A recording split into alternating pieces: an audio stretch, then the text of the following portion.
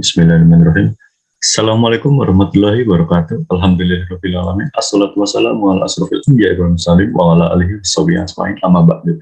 First, let me introduce myself. My name is Muhammad Firgiawan from English Literature L1.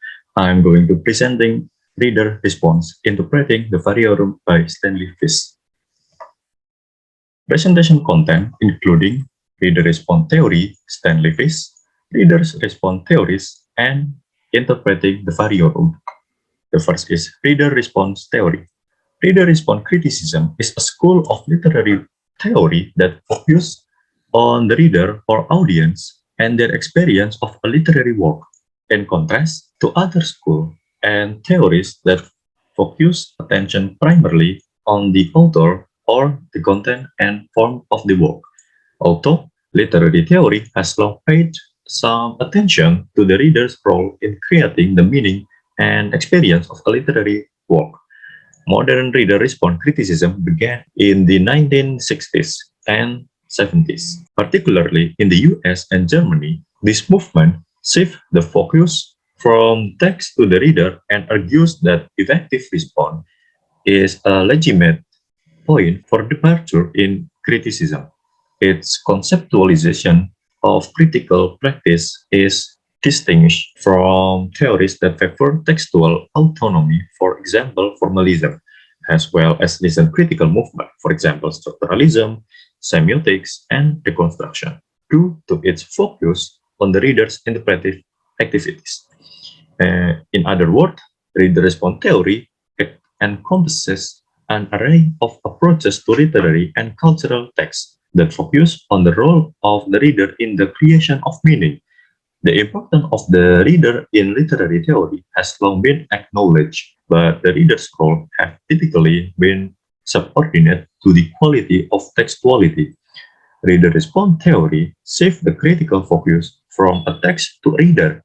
It diverts the emphasis away from the text as the role determiner of meaning to the significance of the reader as an essential participant in the reading process and the creation of meaning.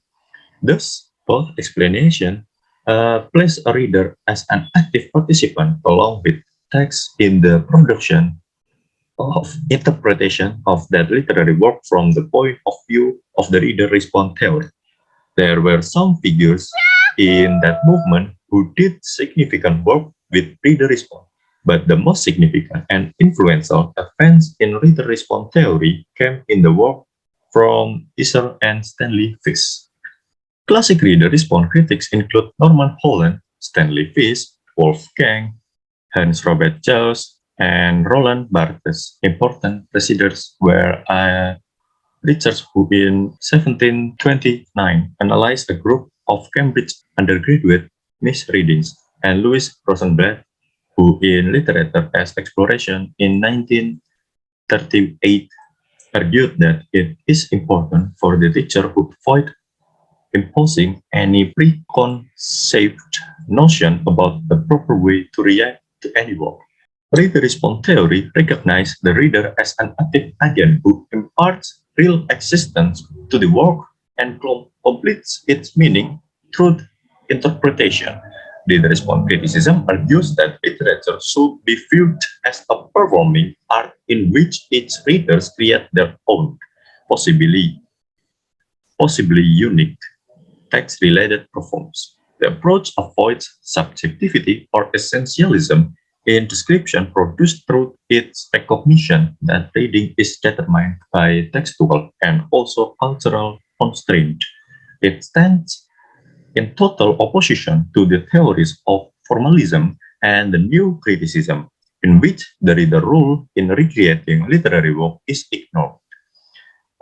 New criticism had emphasized that only that which is within a text is a part of the meaning of text, no appeal to the authority or intention of the author, nor the psychology of the reader, was allowed in the discussion of orthodox new critics. Next, we are going to talking about the biography from Stanley Eugene Fish. Stanley Eugene Fish, born in April 19 1938 is an American literary theorist, legal scholar, author, and public intellectual. He is currently the Floersheimer Distinguished Visiting Professor of Law at Yeshiva University, Benjamin, and Cardozo School of Law in the New York City. Although Fish has no degrees or training in law, Fish has previously served as the Davidson Kahn Distinguished University Professor of Humanities and Professor of Law at Florida International University, and is Jean Emeritus of College of Liberal Arts and Science at the University of Illinois, of Illinois, Illinois at Chicago. Fish is associated with postmodernism at times to his irritation. Instead, he views himself as an advocate of anti-foundationalism. He is also viewed as being an influence in the rise and development of reader response theory. During his career, he has also taught at the Cardozo School of Law, University of California, Berkeley, Johns Hopkins University, the University of Pennsylvania, Yale Law School, Columbia University, the John Marshall Law School, and Duke University. Stanley Fish's earlier work focusing on the reader's experience of literary text include an important study of Milton, Surprised by Seeing the Reader in Paradise Lost. In this work, Fish suggests that the subject of John Milton's masterpieces, in fact, the reader, who forced to undergo spiritual self-examination when led by Milton down the path taken by Adam and Fish and Satan. Next, reader response theorist Stanley Fish. Fish reader response theory can be viewed having a phenomenological and epistemological stance, while the phenomenological approach deals with the happenings in the reader's psyche as the reader reads. Fish is concerned here with that really ensues in the fact of reading, an analysis of the developing response of the reader in relation to the words as they succeed one another in time. He intends to examine what the text does as opposed to the formalist analysis of what the text means.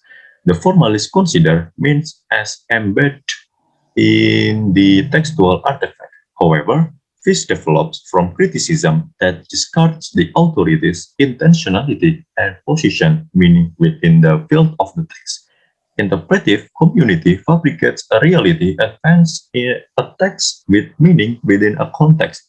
Therefore, meaning corresponds to an undying superstructure or substructure of actuality that interprets within the epistemological realm as it relates to how one comes to know. The meaning or any work of art is not intrinsic, but released on the reader or the interpretative community. The action of the readers is the center of attention, where they are regarded not as leading to meaning, but as having meaning.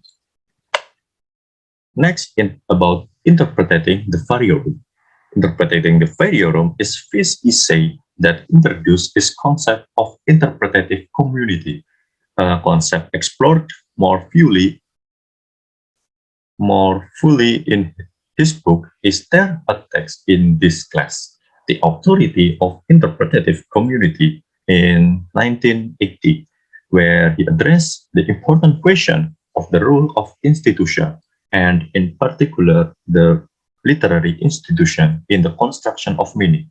Fish essay Interpreting the Variorium takes its title and point of departure of the poems of John Milton.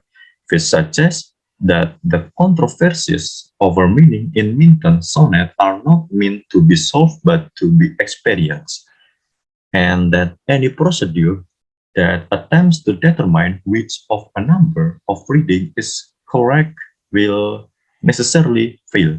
For example, noting that certain commentators draw opposing conclusions from exactly the same evidence, Fish warned that any analysis generated by the assumption that meaning is, I mean, embedded in the text itself will always point in as many directions as there are interpreters.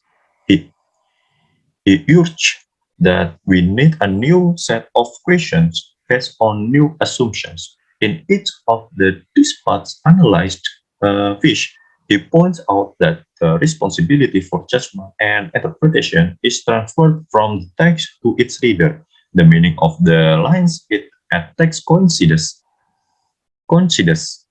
with the experience of the reader. Meaning is not somehow contained in the text, but is created within the reader's experience. Next, a formalist analysis. A formalist analysis which locates means within the form and verbal structure of the text itself, will ignore the reader's experience of the text, which is temporal and contains modification and shift of viewpoint. The central assumption of formalist analysis, to which Fish stands opposed, is that there is a sense that is embedded or encoded in the text, and that it can be taken at a single glance. Fish calls this assumption positivist, holistic, and spatial. The goal of such analysis to settle on a meaning, to step back from the text, and then to put together or calculate the discrete units of significance it contains. This objection to such an approach is that it takes the text as a self-sufficient entity and ignores the devalues the reader's activities. What we should be describing, he believed, is the structure of the reader's activity should be a center of attention where they are regarded not as leading to meaning, but as having meaning. Next, about interpretative community. Fish recognized a potential here. If interpretative acts are the source of form and of the intention we ascribe to an author, what is prevent an endless relativism where there are as many interpretations as there are readers? In response to this problem, Fish argues that readers, or at least competent readers, belongs to interpretative community which are made up of those who share interpretative strategies not for reading in the conventional sense, but for writing tests, for constituting their properties and signing their intention. The strategies, he points out, exist prior the act of reading and therefore determine the shape of what is read.